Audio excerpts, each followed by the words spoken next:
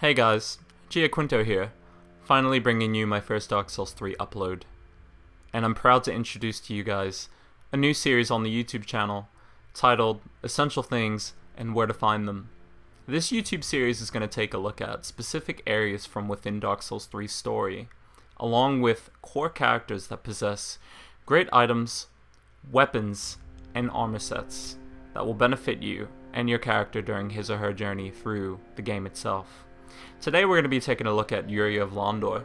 This was the first character to draw appeal to me, and once I uncovered everything that she possessed, I said to myself, I have to make a YouTube video. So before we continue, let me just say that there might be specific spoilers in here for some of you who haven't progressed too far into the story. So if you feel like something might be spoiled for you, feel free to watch this video at a later time. So once you get done with High Wall of Lothric, which is pretty much the first area in the game, you'll be dropped off at Undead Settlement. Now when you get here, you're going to ascend down the steps to the right side and immediately turn around, kill the dogs on the left side, pick up the alluring skulls, and run to what looks like a whole bunch of creatures praying to nothing. One of them is actually alive, and he's a core NPC and a core piece to making Yuria of Londor appear. His name is Yol, and we're going to be talking to him now. Let's see what he has to say. The champion of Ash, as I live and breathe. To be in your presence is a great honor. I am Yuria of Londor, a pilgrim, as you can see, only somehow I failed to die as was ordained. Well, perhaps my calling lies elsewhere. Say, champion of Ash, how does the idea of taking me into your service strike you? I was once a sorcerer. Surely I can be of use. Oh, I am honored, truly. I should be dead, yet you have granted me purpose anew.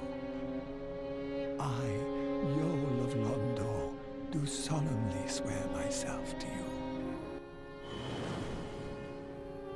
Now, all my decisions that I made, of course, on my first playthrough as always, it's been blind.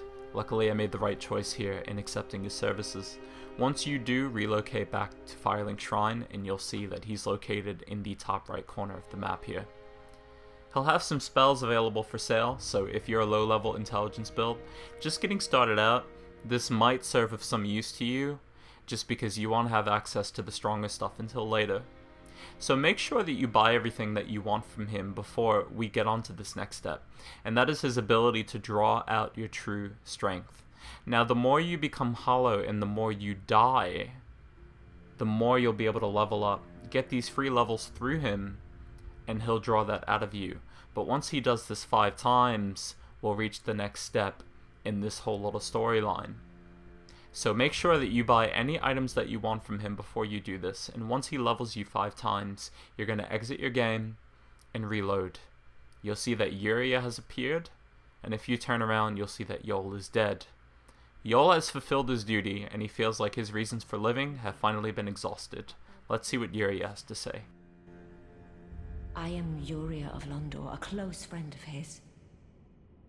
Thanks to thee, Yol's soul is redeemed. Allow me to express my gratitude in his stead. Another matter. Thou, Lord, art thou not, bearer of the dark sigil? And for the time thou remainest our Lord, we of Londor, and I, of course.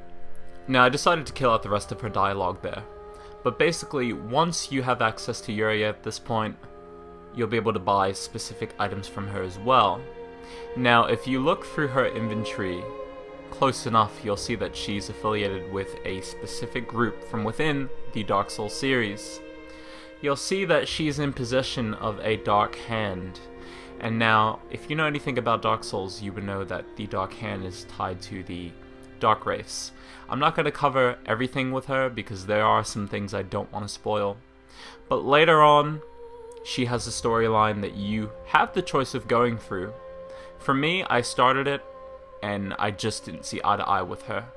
So I wanted to get her armor set and weapon, and I decided to take the route of killing her, which is what I'm going to show you here today in this YouTube video. Again, this is something that you don't have to do, but this is one of the alternates to getting her sword, known as Darkdrift, and her amazing armor set.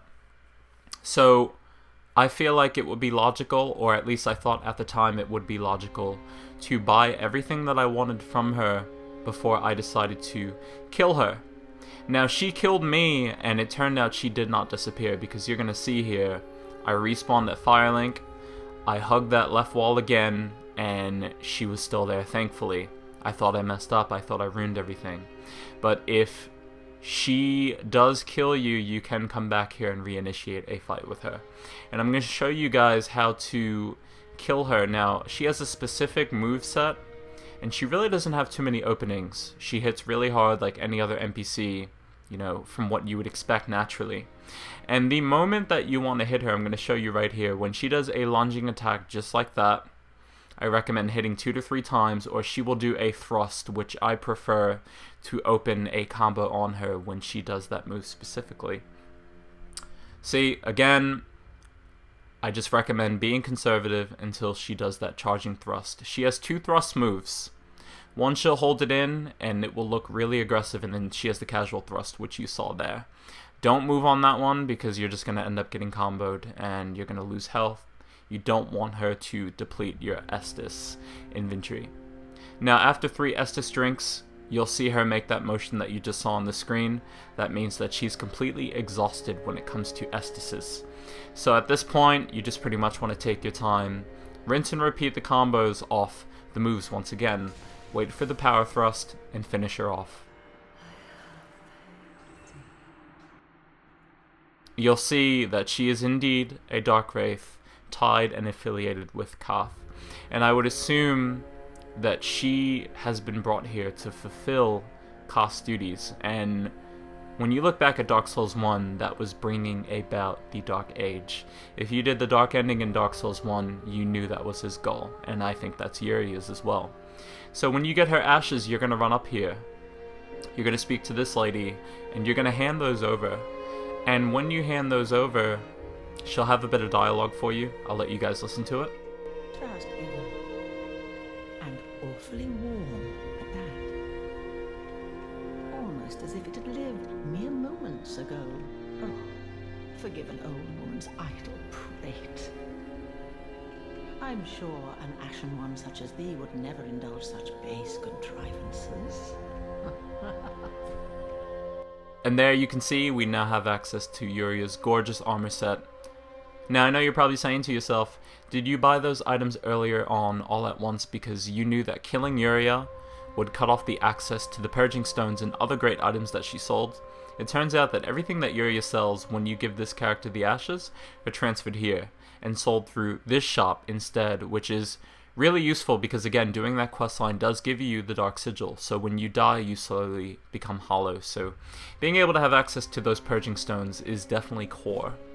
I hope you guys enjoyed this video. This is the gorgeous armor set and just showcasing a little bit of Darkdrift, which you need 28 dexterity to use. I hope you guys enjoyed episode 1 of Essential Items and Where to Find Them. I have been Gia Quinto. See you next episode.